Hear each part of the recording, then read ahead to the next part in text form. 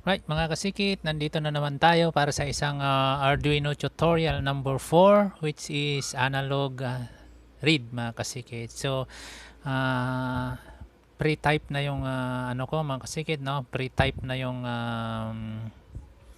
code, which is kung susundin natin ang ating diagram, mga kasikit, ay ito ya siya.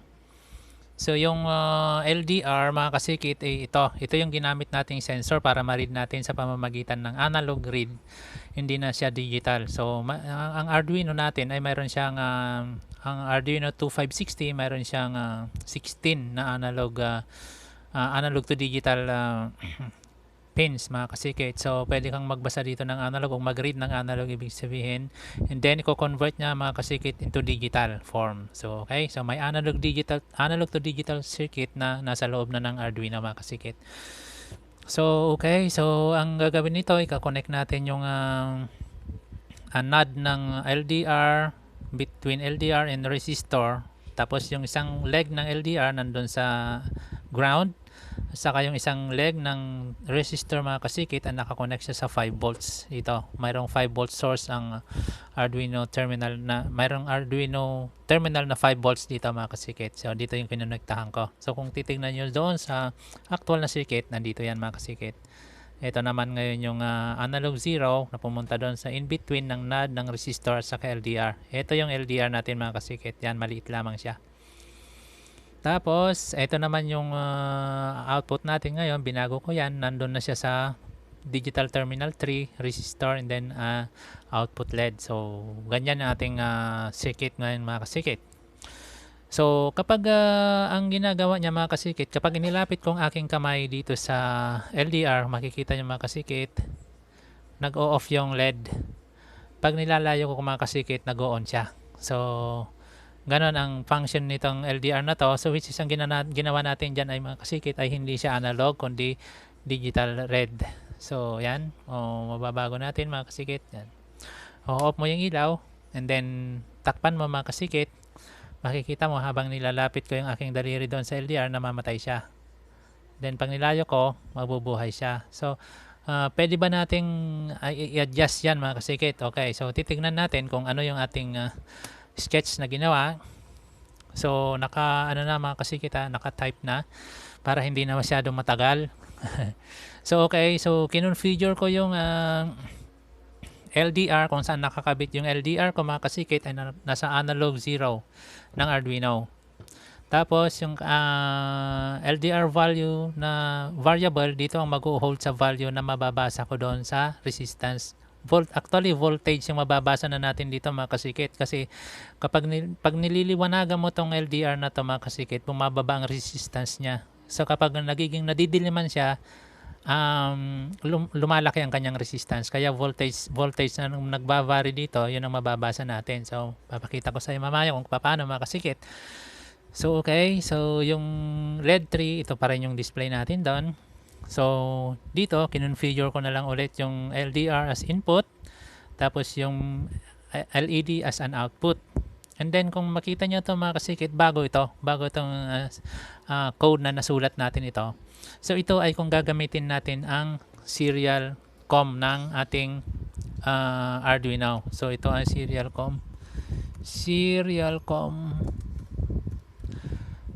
So yan, ano ba yan? Baliktad yung spelling, serial COM parameters, mga ka-circuit. Ibig kong sabihin nito, bubuksan ko ang aking serial gamit ko ang baud rate na 9600, mga ka-circuit. So bakit? Kasi kailangan kong makita yung value na nare-read ko in between dito sa NOD na to, between sa resistor at saka LDR. Kailangan kong mabasa yung voltage dyan, mga kasikit. Okay? So, sa loop, ito nilagay natin, LDR value is equivalent to analog read. Makita nyo, mga kasikit, analog read na inilagay ko dyan. LDR is yung itong point na to. Then, pag nabasa ko yun, mga kasikit, serial print line, so ibig sabihin, isusulat ko sa serial out yung value ng nabasa ko dun sa LDR. And then may delay ako ng 200 milliseconds, then paulit-ulit lang na ganyan, mga kasikit. So para makita natin yung mga values na nababasa, ay ibubuksan ko lang ang aking COM Yan, kung hindi nyo man nakabukas yan mga kasikit, ito lang, bubuksan nyo nandito. Serial com. Pag binuksan nyo yan, serial monitor mga kasikit, yan, magbubukas yan. Then, makikita nyo dito mga kasikit, mayroon siyang values na dinidisplay. Ito, nagbabago. Be sure mga kasikit na iselect nyo yung proper na baud rate nito. Kailangan magmamatch yung baud rate nito at saka yung baud rate na inilagay mo doon. So, just in case na hindi nyo na i-match nyan, halimbawa lang, ilalagay ko na example mga kasikit, halimbawa na ilagay ko siya sa 2,400. So, makikita nyo mga kasikit, iba yung naitatype na lumalabas doon sa monitor nyo, which is problema sa communication timing yan mga kasikit. So, nilagay mo na naman na 19,200 baud rate. So, ganun pa rin mga kasikit, iba naman yung lumalabas. So, kailangan kayo ay match. Okay? So, yan, nakikita natin mga values mga kasikit. Yung mga values na ito mga kasikit is yung nababasa niyang voltage in between dito mga kasikit, which is digital representation na ng analog na nababasa niya. Mga kasikit ha, digital yan ha. So, ngayon, kung ilalapit ko ang kamay ko at tatakpan ko doon, kung mapapansin nyo mga kasikit, nagbabago yung value ng ating sensor yan. Pag natakpan ko na ng ganyan, or sabihin natin i-off natin yung ilaw na isa, so makita nyo bumababa ang kanyang readout. Tapos kung tatakpan ko siya mga kasikit, nakikita nyo tumataas ang kanyang readout. So ibig sabihin, nababasa natin ang continuous signal mga kasikit yan sa pamamagitan ng analog read. So much versatile na naman ito kaysa dun sa digital read. Pero may kanya-kanya sarili silang application mga kasikit, no? So i-demonstrate ko lang sa inyo kung paano natin nababasa yung values na nanggagaling doon sa ating LDR. So kapag naka fully light pala siya mga kasikit, meron kang nababasa na maliit na values dito. Kasi siyempre mas maliit yung resistance dahil may ilaw eh. Pero kapag tinakpan mo siya, lalaki ang kanyang resistance, then lalaki yung value niya. Of course, so yan nakikita natin mga kasikit, lumaki yung kanyang value. Pag lagyan mo ng ilaw, 272, 233, mas lalo pa pag nagbukas ka ng isang ilaw ulit. Yan, assuming mga kasikit na ganyan lang ang kanyang value ng ilaw. Ang aking ilaw ay sira na.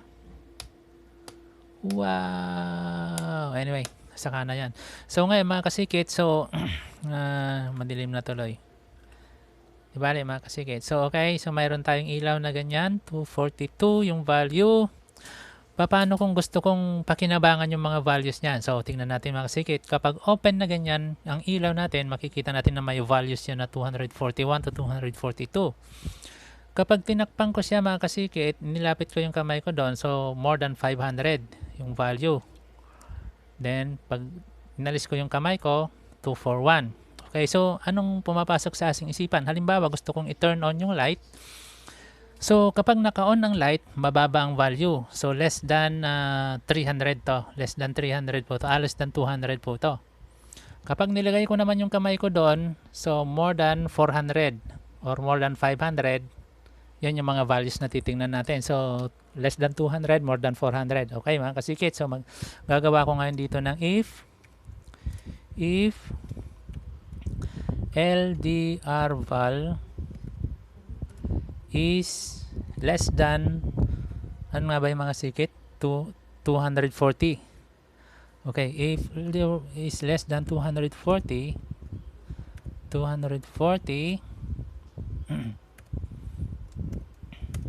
so kapag less than 240, anong gagawin ko sa kanya? So, iilaw siya. Okay, digital right LED high. Oh. Yan mga kasikit. Sorry mga kasikit, dapat puro capital dapat to. Yan, digital high. Ngayon, paano naman kapag more than 400? So, copy. Then, maglagay tayo ng another if greater than 400. Paano kung greater than 400 naman yan mga kasikit? Yan naman ay low. So kapag tinatakpan ko siya mga kasikit, pag malapit ng kamay ko, ano na siya, mamamatay na yung ilaw. So kapag maliwanag ang ilaw, buhay lang siya yung ilaw. Okay? So yun ang ibig sabihin nito. So pag less than 240 yung readout natin mga kasikit, so buhay ang ilaw. So naalala nyo kanina, kapag buhay ang ilaw natin, ganito yung ambient natin, nasa 240 yata yung value, 241. So pwede naman natin ma-verify dito mga kasikit. Yan. So 242. So pag less than 240, mabubuhay yung ilaw pag less than 240. At greater than 400, mag-o-off yung ilaw. So hindi natin magagamit yung less than 240 mga kasikit kasi 242 na to eh. So kailangan 300 yung ilagay natin. So less than 300 kasi less than 300 na yan eh. At less than 300, kailangan mabubuhay yung ilaw. Kapag greater than 400 naman siya mga kasikit, kailangan ma-off yung ilaw. So kapag nilalagay ko yung kamay ko dyan, mga kasikit, nakita nyo, greater than 400 niya yan. Okay?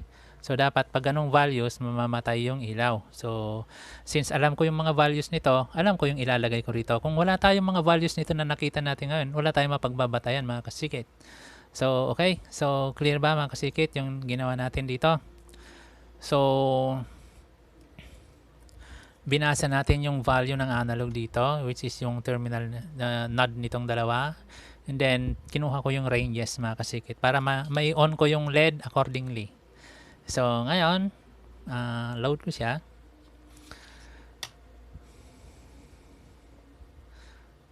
Yan, naprograma na natin mga kasikit. So, as expected, si less than 300 yung values niyan, sigurado dahil may ilaw is naka-on yung LED.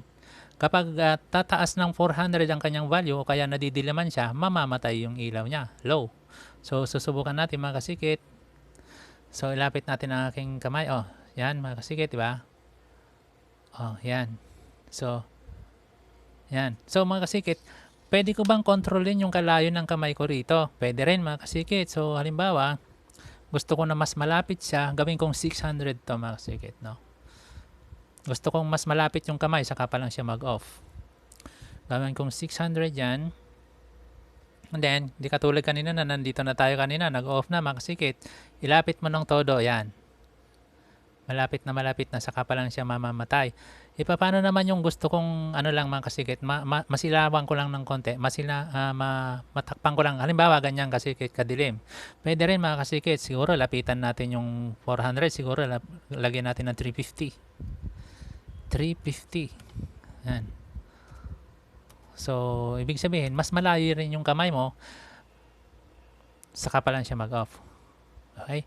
So, ngayon, anuhan ko siya ng konti. Off. Tignan nyo, makasikit. Nandito pa lang yung kamay ko, pero off na siya. Yan. Yan. Lalapit ko siya. Oh, off na siya. Unlike kanina, nung 600 tayo, nandito na tayo kalapit eh. So, ngayon, nandito pa lang tayo sa ganito pa lang kalayo, nag-off na siya. So, ganyan ka-versatile naman ang analog read mga kasikit. So, nako-control natin. Nagbabase tayo dahil sa readout ng continuous readout ng values na nakikita natin dito sa junction ng LDR at saka resistor. Unlike doon sa digital read ay 1 or 0 lamang yun mga kasikit. Wala na siyang pagpipilian pang ibang values kundi 1 at saka 0 ang digital read. So, ang analog read mga kasikit ay napaka-versatile. So, pwede nating magagamit sa iba't ibang application mga kasikit. Depende sa need nyo kung ano ang kailangan nyong gawin. Okay kasikit, sa susunod naman na tutorial.